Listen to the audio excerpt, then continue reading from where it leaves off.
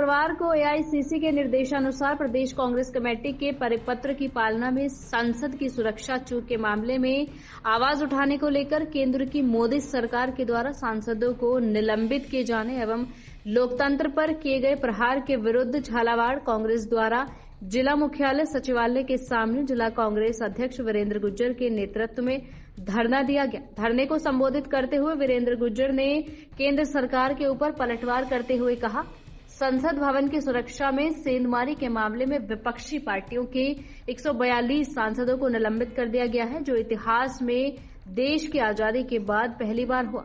जबकि लोकतंत्र में संसद में घुसपैठ को लेकर विपक्ष को जवाब मांगने का अधिकार है।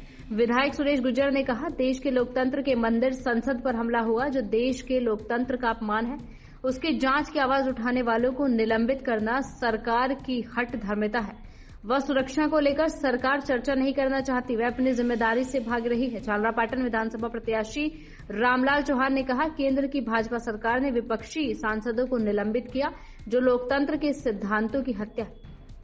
प्रत्याशी चेतराज गहलोत ने कहा, केंद्र सरकार अपनी मनमानी कर रही है। देश को बताना चाहिए कि संसद की सुरक्षा में इतनी बड़ी चूक क्यों हुई। इसके पश्चात कार्यकर्ताओं ने मिनी सचिवालय गेट पर बैनर, तख्तियां, पार्टी झंडे हाथों में लेकर मोदी सरकार के खिलाफ जोरदार नारेबाजी कर प्रदर्शन।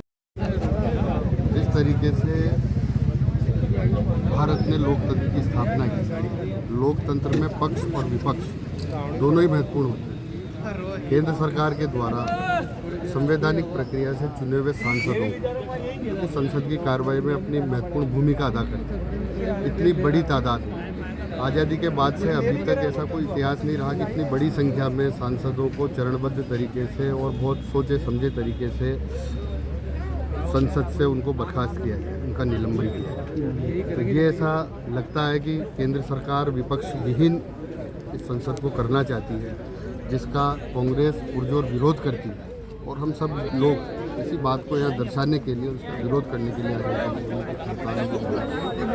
और हम ये यहाँ से के अंदर सुरक्षा में जो हुई इंडिया गठबंधन द्वारा गृह मंत्री से वक्तव्य की मांग को लेकर जिस तरह से विपक्ष के 146 सांसदों को निलंबन करना एक तरह से लोकतंत्र की हत्या है।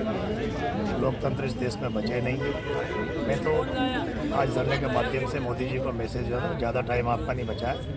इस तरह से लोकतंत्र की हत्या आप कर रहे हैं और आने वाले 6 महीने के अंदर आपको पता लग जाएगा आपकी सरकार नीचे आएगी।